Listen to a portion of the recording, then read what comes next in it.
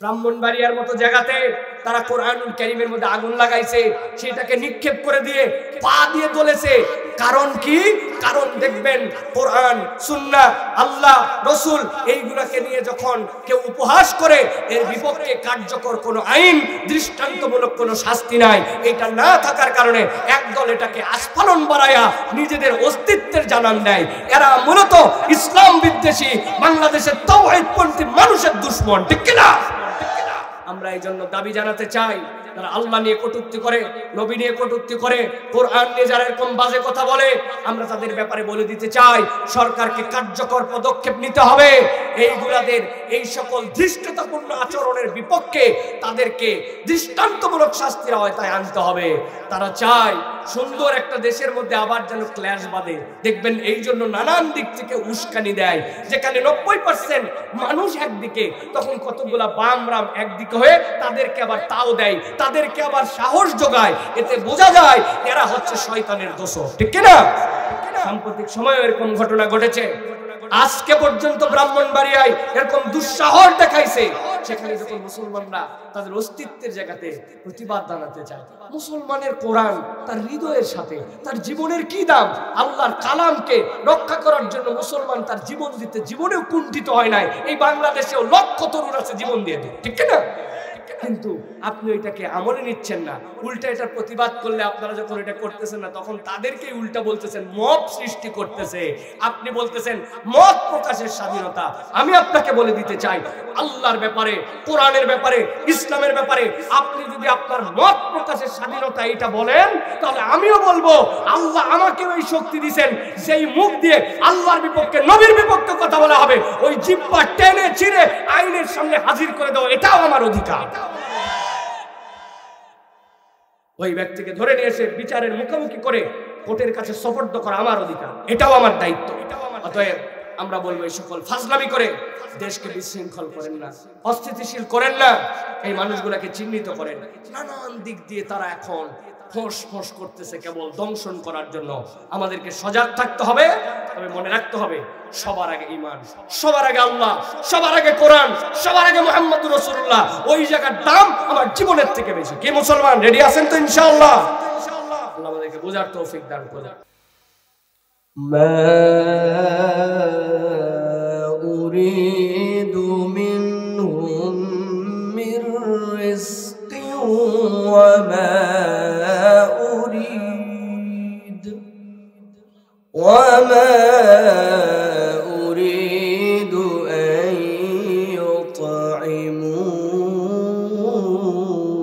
يطعمون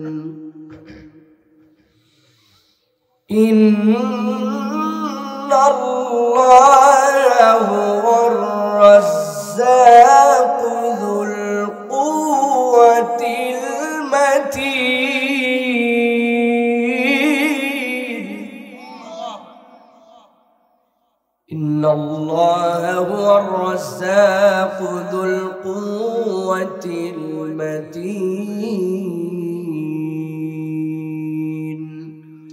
وقال الله سبحانه وتعالى إن الله وملائكته يصلون على النبي يا أيها الذين آمنوا صلوا عليه وسلموا تسليما اللهم صل على محمد وعلى آل محمد كما صليت على إبراهيم وعلى آل إبراهيم إنك حميد مجيد اللهم بارك على محمد وعلى آل محمد সুযোগ্য সম্মানিত সভাপতি জনাব বাদশা মিয়া, সুযোগ্য সম্মানিত সহসভাপতি জনাব মোহাম্মদ কুনু মিয়া, আজকের সম্মানিত প্রধান অতিথি জনাব মোহাম্মদ কাউসার আলম আশিক সাহেব,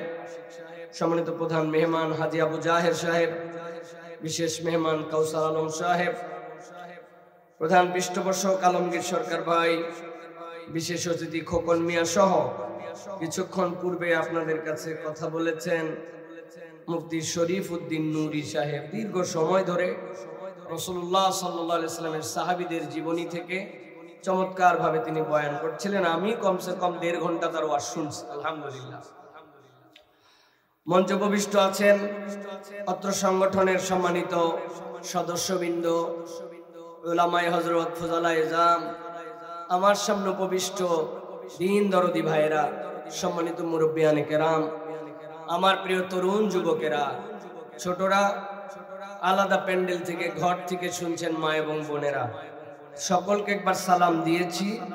আরো একবার আপনাদের কাছে দোয়া চাওয়া এবং পাওয়ার আশায় সালাম নিবেদন করছি। আসসালামু আলাইকুম ওয়া রাহমাতুল্লাহ।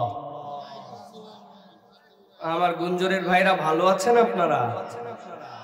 পেট কি ভরা আছে ভাই?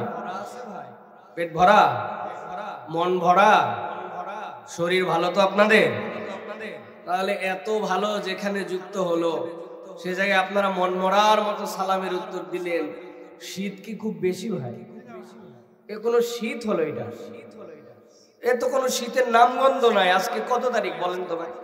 নভেম্বর মাস শেষ হয়ে গেল। হ্যাঁ, নভেম্বর তো আর শীত দেখে আসে না। বাংলা হিসাবে কি মাস বাবা? অগ্রহায়ণের কয় তারিখ বলেন? অগ্রহায়ণের 15 তারিখ না? 14-15। মুরব্বীরাই কইতে পারে না বাংলা মাসের নাম। আমাদের দোষ কোথায়? মুরব্বীরাই যদি বলতে না পারে, আমরা তো এই যুগের পোলাপান কি ভাই? এই জন্য সবার মাপ, কোনো ভুল নেই। যা আছে যা, অগ্রহায়ণ হোক আর চৈত্র হোক, যা হয়। কিন্তু এটা শীতের সময়, ঠিক না ভাই? সে অনুযায়ী কিন্তু আসলে শীত নাই। আমরা আল্লাহ রাব্বুল আলামিনের জন্য এখানে কিছু কথা শোনার জন্য একত্রিত হয়েছি। এর আগে আপনাদের কাছে আমি করোনার পরে আসছিলাম, আমার কথা মনে আছে আপনাদের ভাই? ওই মাহফিলে কারা কারা ছিলেন আমার সেই সময়? ওরে আল্লাহ, থাক থাক ভাই, এরা সবাই ছিল দেখি। আল্লাহ, কিছু কিছু পোলাপান দেখছি আমি, এগুলো ওই সময় দেখছি ছোট ছোট, আজকে দেখি আমাকে ছাড়াই চলে গেছে, এমন লম্বা হয়েছে। গুঞ্জরের বাচ্চা কাচ্চারা লম্বা হয়েছে বেশি, ঠিক না ভাই? আলহামদুলিল্লাহ। তো আমরা আজকে কোরআন থেকে কিছু কথাবার্তা শুনবো, নির্ধারিত প্রসঙ্গে নির্ধারিত কথা শুনবো। তবে এইটুকু ঈমান নিয়ে শুনতে হবে যে কোরআনুল কারীম শুনলে আমাদের জীবনে বরকত হয়, ঠিক না ভাই? আপনি একটা জিনিস এই পোস্টারে ব্যতিক্রম আছে, সেটা আপনি খেয়াল করেন। এই পোস্টারে 43তম বাৎসরিক লেখা আছে। আমার জন্মেরও 3-4 বছর আগে মাহফিল শুরু হয়েছে। কি ভাই? এই মুরব্বী তখন ইয়াং ছিলেন, হয়তো 10-12 বছর বয়স ছিল, তাই না? চাচা বয়স হয়ে গেল, আমার জন্মের পরে কত কত পানি বহমান হয়ে গেল। কিন্তু আপনি কি জানেন, প্রথম যে মাহফিলে যারা ছিলেন আমরা চিনি না তাদেরকে, ভুলে গেছি তাদেরকে, কে বক্তা আসছিল জানি না। কিন্তু আজকের এই আয়োজনে ওই প্রথম দিন যারা শুরু করে গিয়েছিলেন তারা যেরকম সওয়াব পাবেন, ঠিক কিয়ামত পর্যন্ত এই ধারা চলমান থাকলে আমরাও একদিন তাদের সওয়াবের ভাগীদার হব। কোন একদিন দেখা যাবে 143তম আয়োজন, কোন এক বক্তা এসে হয়তো এরকম করেই বলতে পারেন, হায় হায় 143 বছর আগে কারা ছিলেন? ওই মাহফিলে আমরা ছিলাম, ঠিক না ভাই? তাহলে এটা একটা মুবারক আয়োজন, এটা একটা বরকতপূর্ণ আয়োজন। এই জন্য কোরআনের সাথে সম্পৃক্ত হলে, আল্লাহ বলছেন এই জিকিরের সাথে সম্পৃক্ত হলে আমি তোমাকে বেশুমার লাভ দিব। সুবহানাল্লাহ বলবেন না? লাভটা কি সুমার অনুযায়ী না বেশুমার? আদম সুমারি মানে বোঝেন ভাই? সুমারি মানে কি? গণনা। তাহলে বেশুমার মানে কি? অগণনিত আল্লাহ সওয়াব দিবেন। সুবহানাল্লাহ বলেন। সওয়াব কেবল দিবেন না, অগণনিত আল্লাহ উপকার দিবেন। কি দিবেন? কথা বলেন, কি দিবেন? আরেকবার বলেন, কি দিবেন? আমি বুঝি নাই। উপকার দিবেন অগণনিত মানে কি? বিষয়টা কি? আমি আপনাদের কাছে 4টা আয়াত বলবো। কয়টা? ভালো করে শুনবেন। প্রথমে বলবো উপর থেকে নিচে, এরপরে বলবো নিচ থেকে উপরে। তারপরে যদি না বুঝেন তাইলে আপনার সাথে আবার কথা আছে। আপাতত কি উপকার বেশুমার, কি উপকার অগণিত, কি উপকার নানাবিধ, এইটাকে একটু বুঝে নেই। কথা ঠিক কিনা ভাই? মানুষ ওই জিনিসের দাম দেয় যেই জিনিসের দাম জানে। কি বলছি ভাই?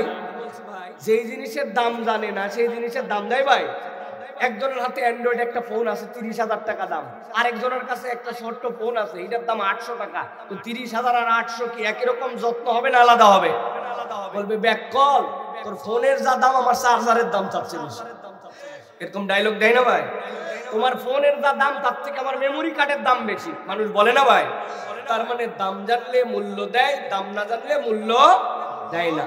আমি অনেক সময় উদাহরণ দেই, আমি যখন অজু করি আমি ঘড়ি খুলে অজু করি, এটা আমার অভ্যাস, কিন্তু ওই ঘড়ি নিতে ভুলে যাই।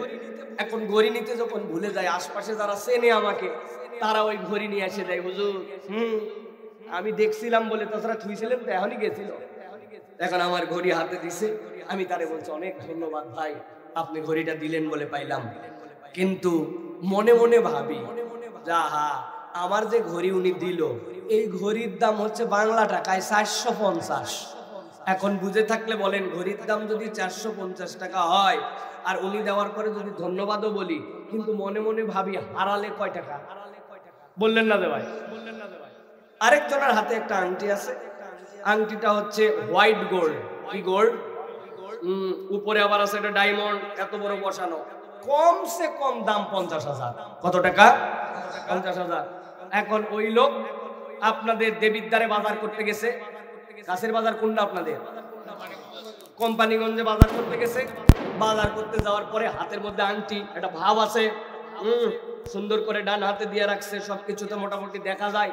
যাওয়ার পরে দেখে কোম্পানিগঞ্জে বাজারে এক লোক খালি ওই আংটির দিক তাকায় আছে। যাওয়ার পরের থেকে টার্গেট আংটি, কিন্তু আসলে যেই লোক আংটির দিকে তাকায় আছে এই লোক আংটির দিকে তাকায় নাই। তাকাইছে কি জন্য ওইদিকে? তাইলে আপনাদের এলাকায় আছে কিনা, আমাদের ঢাকায় কতগুলা লোক আছে যাদের চোখের মনি দুইটা দুই দিকে, চোখের মনি সোজা না, এদেরকে আমাদের এলাকায় কয় লক্ষ্মী টেরা। আপনার এলাকায় আছে ভাই? এখন ও যদি এদিক তাকায় দেখে এদিক, আর এদিক যদি তাকায় দেখে এদিক, আছে না ভাই? এখন ওই বেটা তাকায় আছে আংটির দিকে, লক্ষ্মীটারা আসলে আংটি দেখেন এদিক দেখে, এদিক থেকে, কিন্তু এই বেচারি চিন্তা করছে বাবারি আসার পরের থেকে খালি আমার আংটির দিকে তাকায় আছে। ও বেশি রিস্ক না নিয়ে আস্তে করে আংটি খুলে পকেটে রেখে দিছে। বলেন তো আংটির দাম কত? কথা বলতে হবে। দাম জানলে মূল্য দেয়, দাম না জানলে। আল্লাহ রাব্বুল আমিন বলছেন, ও আমার হাবিব, আপনাকে আমি আল্লাহ রাব্বুল আমিন দায়িত্ব দিলাম, আপনি জানান, ওয়াযাক্কির ফাইন্না যিকরা তানফাউল মুমিনিন। আপনি কোরআনের জিকির করেন, আপনি কোরআনের বয়ান করেন, আপনি আল্লাহর বিধানকে তাদের সামনে যে স্মরণ করায় দেন, আমি আল্লাহ গ্যারান্টার হলাম, ফাইন্না যিকরা তানফাউল মুমিনিন, নিশ্চয় এই জিকিরের দ্বারা ঈমানদারদের উপকার হবে। আল্লাহ রাব্বুল আমিন উপকারকে এই জায়গাতে আম করে রাখলেন, খাস করেন আল্লাহ। কি উপকার হবে? আল্লাহ বলছেন, নবী আপনি জানাই দেন, ওয়ামা খালাকতুল জিন্না ওয়াল ইনসা ইল্লা লিয়াবুদুন।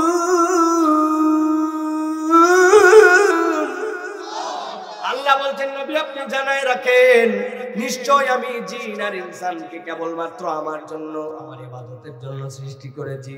আল্লাহ বলছেন, দুনিয়ার মানুষ আর জিন সৃষ্টি হয়েছে আল্লাহর ইবাদতের জন্য। কিন্তু কিছু কিছু মানুষ একটু মাথার মধ্যে যদি ইসলাম সম্পর্কে ধারণা না থাকে, এই আয়াতে কারিমার দ্বারা সে ভুল বুঝতে পারে। সে মনে করতে পারে, আমি যে নামাজ পড়ি, আমি যে দান খয়রাত করি, আমি যে রোজা রাখি, আমি যে মাহফিলের জন্য টাকা পয়সা দিয়ে সাহায্য করি, আল্লাহর কাছে এই যে ইবাদতগুলা করি, এইটার দ্বারা বোধহয় আল্লাহর মর্যাদা বৃদ্ধি পায়।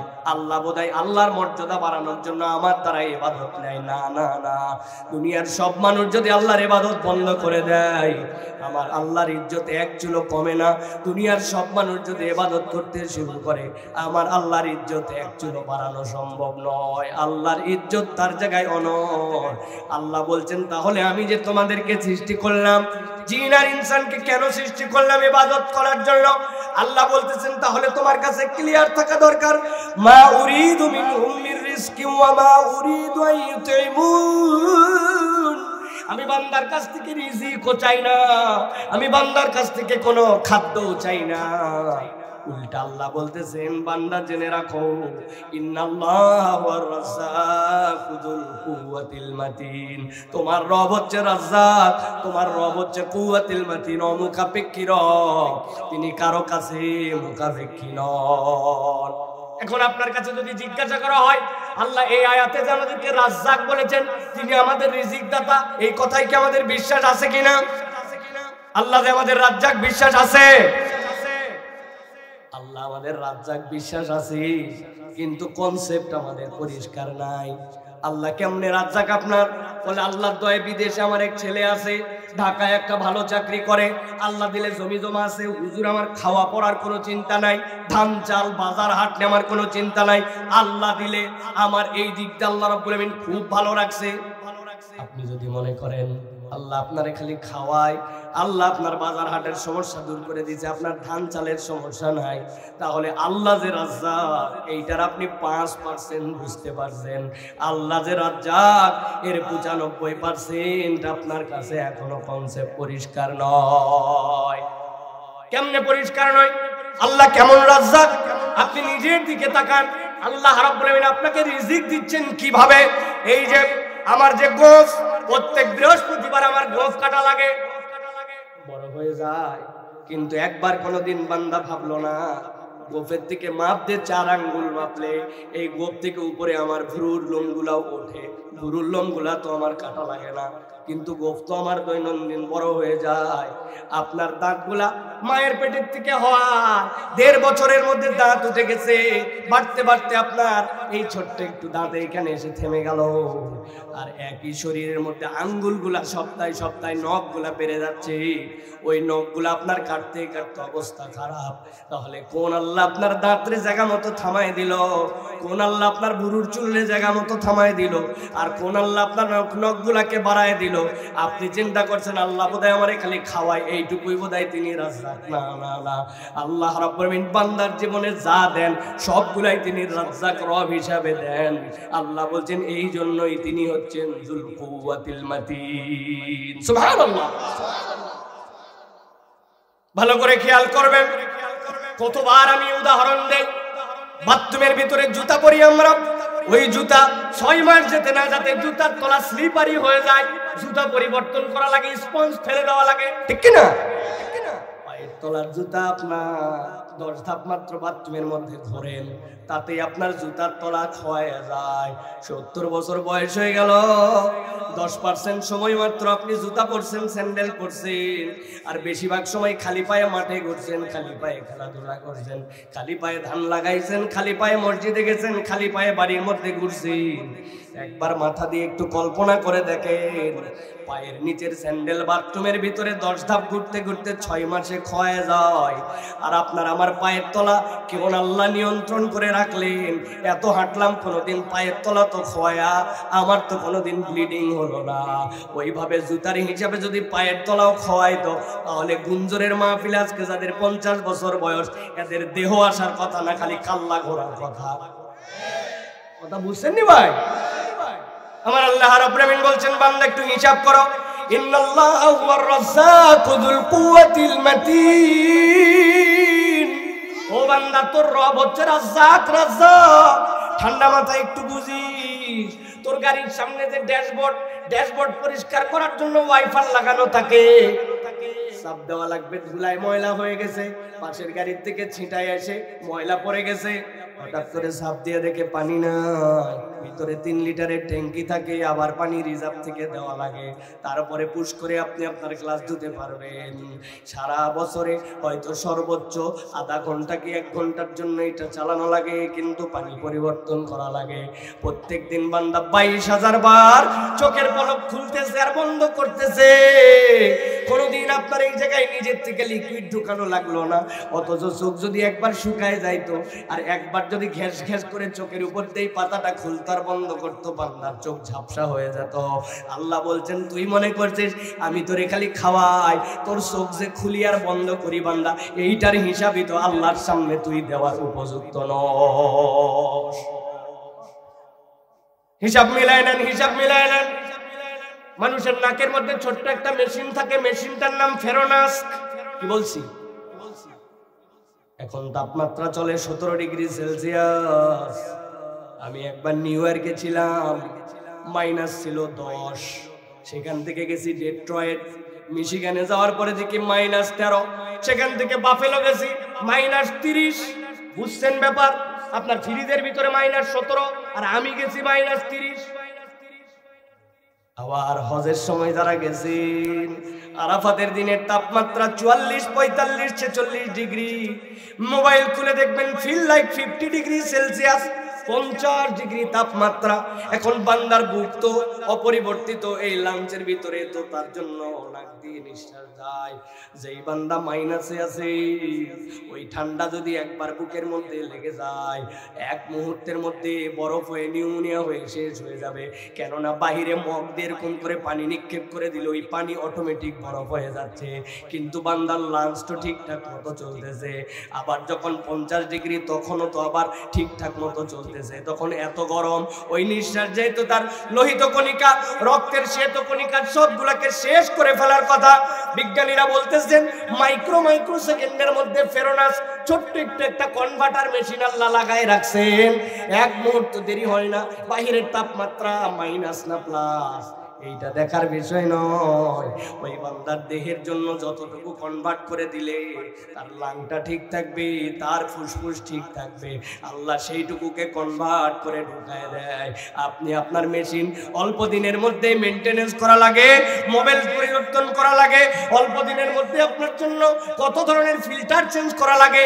জন্মের পরের থেকে আমি সারা জীবন পার করে ফেললাম, আল্লাহ বলতেছেন কোনো পরিবর্তন করা লাগলো না।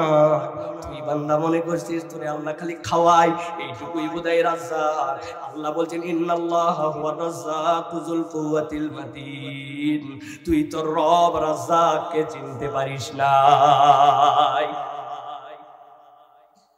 যদি আল্লাহকে চিনতে পারে, যে কান রব্বুল আলামিন আপনাকে দিয়ে দিলেন, যে চোখ আল্লাহ দিয়ে দিলেন, আল্লাহ জিজ্ঞাসা করলেন নবী ওই বান্দাকে যে আপনি জিজ্ঞাসা করেন আমি রব্বুল আমিন তারে দুইটা চোখ দিছি কিনা, আমি রব্বুল আমিন তার জন্য দুইটা ঠোঁট দিছি কিনা। আল্লাহ রব্বুল আমিন বান্দাকে জিজ্ঞাসা করতে বলেছেন। এর মানে কি? আল্লাহ তো চোখ দিছেনি, কিন্তু এই চোখের মেইনটেনেন্স নিয়ে তোমার চিন্তা করা লাগে না, কানের মেইনটেনেন্স নিয়ে তোমার চিন্তা করা লাগে না। আল্লাহ বলছেন বান্দাকে বুঝায় দেন যে আল্লাহ হচ্ছে রাজ্জাক। চলেন এবার পেছন দিক থেকে সামনে যাই। 4টা আয়াতে আল্লাহ নিজের পরিচয় দিলেন রাজ্জাক, মনে থাকবে তো? আল্লাহ বলছেন তার আগের আয়াতের মধ্যে মা উরিদু মিনহুম মিন রিজকিন, তাদের কাছে কোনো রিজিক আমি চাই না। ওয়া মা উরিদু মিনহুম আইয়ুতঈমুন, আমি তাদের কাছে কোনো খাদ্যও চাই না। তার উপরের আয়াতে আল্লাহ বললেন ওয়া মা খলাকতুল জিন্না ওয়াল ইনসা ইল্লা লিয়াবুদুন, আমি জিন আর ইনসানকে কেবল আমার ইবাদতের জন্য সৃষ্টি করেছি। তার উপরের আয়াতে আল্লাহ বললেন ওয়া যাক্কির ফা ইন্না যিকরা তানফাউল মুমিনিন, আপনি জিকির করেন, এই কোরআন জানান, কোরআনের আয়োজন অব্যাহত রাখেন, এই মাজালিসুল জিকির কায়েম করেন, নিশ্চয়ই আল্লাহ এর দ্বারা উপকার দিবেন। উপকারকে আল্লাহ এই জায়গাতে আম করে রাখছেন, কি কল্যাণ দিবেন আল্লাহ প্রকাশ করেন নাই। আর শেষের আয়াতে বলছেন আল্লাহ হচ্ছেন রাজ্জাক। তার মানে আল্লাহ বান্দার যত ধরনের কল্যাণ লাগবে সবগুলাই বান্দার জীবনে দিয়ে দিতে পারেন। কার জানি বাচ্চাটা কথা শোনে না, কার যেন স্বামী স্ত্রীর মধ্যে বনিবনা হয় না, কার যেন যা কামাই রুজি করে সেইটাতে হয় না। এমন গোপন রোগ আছে যে গোপন রোগটা ডাক্তারের কাছে বলার পরেও সারে না। এমন ধরনের পারিবারিক সমস্যা আছে, দুনিয়ার মানুষ উপরে দেখে হাসি, ভিতরে ভিতরে জ্বলে জ্বলে শেষ হয়ে যায়। দুনিয়ায় এত উপকার করে যে পরিমাণ ইজ্জত পাওয়ার কথা সে পরিমাণ ইজ্জত পায় না, স্বামী স্ত্রীর বনিবনা যায় না। আপনার হেন কোনো সমস্যা নাই যে এই সমস্যায় মানুষ নাই। আল্লাহ বলছেন আমি কোনো সমস্যাকে স্পেসিফিক করলাম না, তবে আমি রাজ্জাক, তোর সবগুলা পূরণ করতে পারি। আর আমি জানাই রাখলাম ফাইন্না যিকরা তানফাউল মুমিনিন, এই জিকিরের দ্বারা আল্লাহ যেমন ইচ্ছা তেমন তোর জন্য কল্যাণ দিয়ে দিবে। সুবহানাল্লাহ। তাহলে এবার বুঝে থাকলে বলেন, এই যে বসলাম এসে, আর কেউ বসলো না, এই দুই দল এক তো না, যারা টোটা ফাটা নানান অজুহাতে দুনিয়াবি কারণে এরকম আয়োজন হওয়ার পরে আসলো না, আর যারা আসলো দুই দল এক নয় ভাই। এখানে যারা বসে আছেন তারাও ঘরে থাকতে পারতেন, এখানে যারা আছেন তাদের হাতেও অ্যান্ড্রয়েড ফোন আছে, এখানে যারা আছেন তাদেরও বাড়িতে যে শুয়ে থাকলে কেউ কিছু বলতে পারতো না।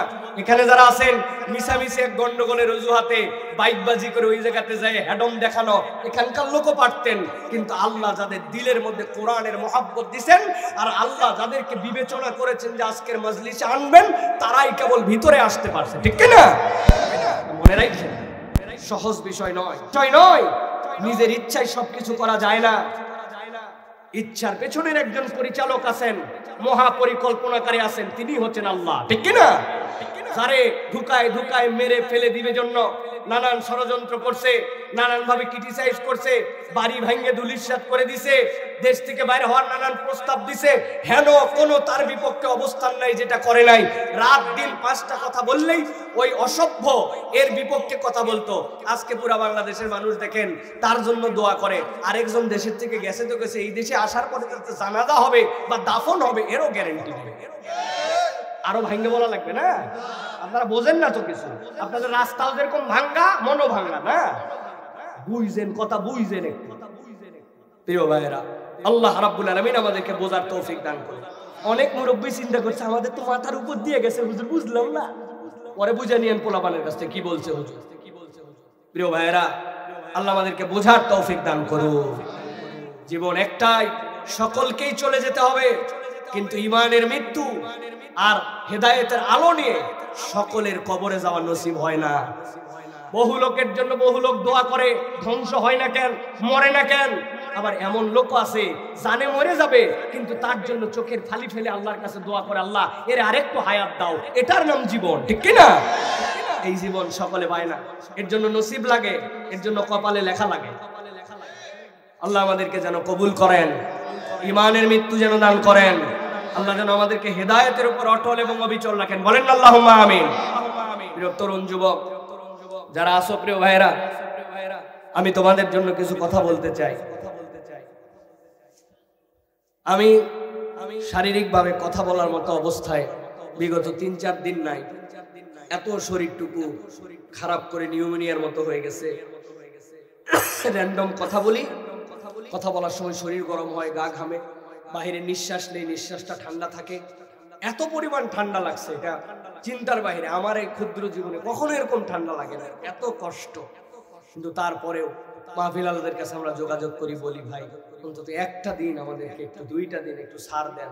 ওনাদের কথা, হুজুর মরে গেলে আপনি লাশ পাঠাই দেন, আমরা জানাজা করি, তারপর আবার ফেরত দিব, তাছাড়া আমাদের ইজ্জত থাকবে না। চিন্তা করছেন, সার বলে কোনো শব্দ নেই। কিনে ফেলাইছে একবারে পুরা ভাই, তাও আগে টাকা পয়সা দিয়ে কিনলে হয়, আগে পুরা টাকা পয়সাও দেয় না। তারপরেও দাবি, মনের ভালোবাসা, আয়োজন করছে, তারা ঘোষণা দিছে, যুক্তি আছে। কিন্তু সবসময় এত কষা মন হলে হয় না ভাই, মাঝে মাঝে একটু ছাড় দেওয়া লাগে, আমরা তো মানুষ। প্রিয় ভাইরা, চলেন তাহলে আমরা কোরআন থেকে কিছু আজকে কথা শুনবো। রাজি আছি তো ইনশাআল্লাহ? ঠান্ডা ঠান্ডা সুন্দর করে আমরা একটা বিষয় শুনবো এবং চলে যাব। যারা আমার আগেও কথা শুনেছেন তারা জানেন আমার কথার শুরু আছে, আমার কথা শেষ আছে, নির্দিষ্ট একটা বিষয় আছে এবং আমি আমার মতো করে কথা বলে যাব। এই জায়গাতে কোনো গ্যাপ নাই, ফাঁকা নাই, ফকর নাই, অন্য কিচ্ছু নাই। যা কথা ওই কথাটুকু ইনশাল্লাহ বলে যাওয়ার জন্য চেষ্টা করব। প্রিয় তরুণ যুবকেরা, আসো তো তোমরা ভাই। মুরব্বীরা জমে গেছে, ক্ষীর বাদ দাও। ইয়াংরা আছে ভাইয়েরা? কারা কারা আছে দেখি হাত দুটো উঁচু করো। মুরব্বীরা আছেন আপনারা? মুরব্বীরা 2 হাত উঁচু করেন না বাবা। লেটা বাইরে বসেন, লেটা বাইরে বসেন, আরাম করে বসেন, গরম করে বসলে হবে না। আরাম, relax, have a relax, see you not for mind নাকি জানি বলছিলেন একবার, হেভি ডায়লগ হয়েছিল। হাত চোদা করো, টান টান করে হয় না, হাত হাত নামান, হাত নামান। একসাথে 2 হাত তোলা লাগবে এবার, একটা হাত যেন নিচে না থাকে। আগে খেতা কম্বলের হাত বাইর করেন, খেতা কম্বলের ভিতরে যেগুলো হাত আছে বাইর করেন, মুখের বান্ধন খোলেন, খুলে একসাথে 2 হাত টান টান করে সোজা করেন। হ্যাঁ, লাস্ট আরেকটা সুযোগ দিব, হাত নামাও। বাচ্চা কাচ্চা দাঁড়ায় গেছে, দেখছেন উত্তেজনা, মাশাআল্লাহ। এবার হাত তুলবো আর ডানে বামে চেক করে দেখবো কারা কারা উঠাতে পারে না। ঠিক আছে না ভাই? একসাথে সব হাত টান টান করে সোজা করেন। থামো থামো থামো থামো, হাত সোজা করেন। ডানে বামে দেখছেন সবাই তুলতে পারছে? মুরব্বীরা উঠাতে পারছে? দেখেন কত কষ্ট করে মুরব্বী তাও সোজা করছে, মাশাআল্লাহ। হাত নড়ে যাচ্ছে, চাচারে পড়ে যাচ্ছে, তাও আছে। সোজা করেন, সোজা সোজা। এবার 2 দিকে নড়াচড়া দেন, জোরে জোরে জোরে জোরে। হাতে হাতে লাগান একটু চাচাদের সাথে, এই যে আমি যেরকম লাগাচ্ছিলাম লাগাতে বাড়ি দেন। হ্যাঁ দিচ্ছেন, মাশাআল্লাহ। হাত সোজা করেন এবার, সোজা সোজা সোজা সোজা সোজা, আমার মতো সোজা করছেন। হ্যাঁ এবার পিছনে টানা দেন, একটু পিছনে। মাশাআল্লাহ, এবার সোজা করেন, হাতটা এই বুক বরাবর নেন। এবার একটু এরকম করেন তো এই জায়গা থেকে। মাশাআল্লাহ, সোজা হয়েছে। এবার গলাটা একটা পরিষ্কার দেন। হয়নি চাচা, হয় নাই। ওই যে চাচা যেটা বসে আছেন আপনি গলাটা ভালো করে পরিষ্কার দেন। মজবুত সামনে না পেছন দিকে দেখি শব্দ দেন তো। বাচ্চা কাচ্চার গলা পরিষ্কার হয়েছে? রেডি সব? বুক বরাবর হাত নামাই ফেলছেন নাকি? এবার আমি একটা তাকবীর দিব, আসমানের দিকে হাত তুলে একটা ঝাড়া স্লোগান দিতে হবে। পারবেন ইনশাআল্লাহ? জীবন থাকলেই কি গেলেই কি, এইরকম একটা হিম্মত করা তাকবীর দিতে হবে। পারবেন? ফাঁকি মারবেন না তো? বুঝছেন? কিন্তু যারা পারবেন তারা বলেন আল্লাহুম্মা আমিন। আর হাজার বলার পরেও যারা পারবেন না তারা বলেন আল্লাহুম্মা আমিন। ও বাবা, কোন দিকে আমিন বলতেছেন? দুই দিকে আছেন আপনি। পারবেন না তাও আমিন। পারবেন তো ইনশাআল্লাহ? এই যুবকেরা রেডি সব? আমি যখন বলবো লিল্লাহি তাকবীর, হাত দুটো আসমানের দিকে ছুড়ে দিয়ে বলতে হবে আল্লাহু আকবার। আজকে যারা প্যান্ডেলের ভিতরে এই তাকবীরের সাথে শরীক হতে পারবে না তারা হচ্ছে কপাল পোড়া। রেডি আছেন ইনশাআল্লাহ? দেখে একটা তাকবীর দেন। লিল্লাহি তাকবীর, লিল্লাহি তাকবীর। আল কোরআনের আলো, আল হাদিসের আলো। তোমার নেতা আমার নেতা, তোমার নেতা আমার নেতা।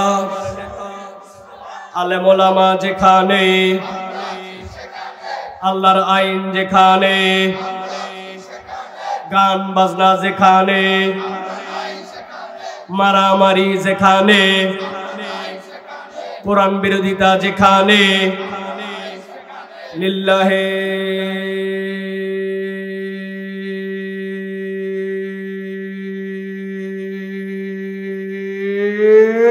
তাকবীর। মাশাআল্লাহ। শয়তান আছে আর এলাকা ছাড়া, ঠিক কি না? কারণ আল্লাহু আকবার শুনলে শয়তান সেখানে আর থাকতে পারে। কোন প্রমাণ আছে আপনাদের কাছে? আছে? কারো কাছে প্রমাণ আছে? আছে বলে কার কাছে? কোন দেখি কি প্রমাণ আছে? কিন্তু আপনারা কখনো হিসাব মিলায় দেখেন? আমি একটা প্রমাণ দেই। জ্যৈষ্ঠ মাস, কঠিন গরম, গাছের পাতা পর্যন্ত নরম হয়ে গেছে, দুনিয়ার মানুষ তৃষ্ণার্ত হয়ে গেছে, ডানে বামে সব মানুষ ক্লান্ত। ভর দুপুর বাজে তখন 12:59। একটা বাজতে কয় মিনিট বাকি? একটা বিরাট বড় বালুর ঢিপি, ঢিপির উপরে একটা গাছ আছে, ওই গাছের পাশে বালুর ঢিপির মধ্যে একটা আদা মরা হয়ে কুত্তা শুয়ে আছে। কাঠ হয়ে জিবা বাইর করে দিয়েছে, আছে না? বাজে কত?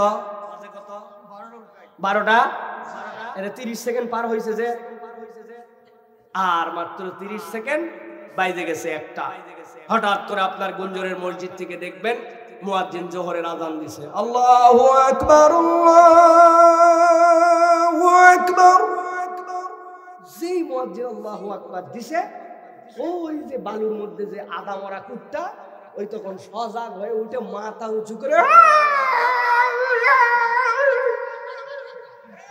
আছে না? কিরে মরা কুত্তা, তুই জিব্বা বাইর করে দিছিস, এতক্ষণ পরে হঠাৎ করে তুই উঠে কিরে, আছে কিনা? কেন? নবীজি বলছেন আল্লাহু আকবারের ধ্বনি শুনলে শয়তান একটা আলোর মতো করে পালায় যায়। ওটা তুমি দেখো না, ওইটা কুকুর দেখে। আল্লাহ আমাকে জানাইছেন ওইটা দেখে কুকুরও তাকে অভিশাপ দেয়, এই জন্য হাউ হাউ করে। আল্লাহু আকবার। সকালবেলা মোরগ ডেকে ওঠে, সুবহান কুদ্দুস। আমি বুঝি মা, আমি মনে করি কোকরক, ওই কোকরক বলে না, ও দেখে আল্লাহর ফেরেশতা নামতেছে আমল নামা নিয়া, আরেক দল উঠে যাচ্ছে। ওইটা দেখে সে আল্লাহর ফেরেশতার আলো দেখে তখন সে আল্লাহকে প্রশংসা করে সুবহান বলে। সুবহানাল্লাহ।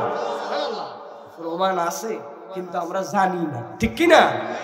তাহলে প্রিয় ভাইয়েরা, আজকে আমরা কোরআনুল কারীম থেকে কিছু কথা শুনবো ইনশাআল্লাহ। চলেন আমরা কোরআনুল কারীমে প্রবেশ করব, বিতাড়িত শয়তান থেকে আশ্রয় প্রার্থনা করে সমস্যায়। বেশিক্ষণ কিন্তু আমি আপনাদের কাছে সময় দিব না, ঘন্টা দুয়েকের মতো আলোচনা করে চলবে। কি ভাই, ঘন্টা দুয়েক না, এত সময় আলোচনা করা যাবে না। আমরা অল্প সময় কিছু কথাবার্তা শুনবো ইনশাআল্লাহ।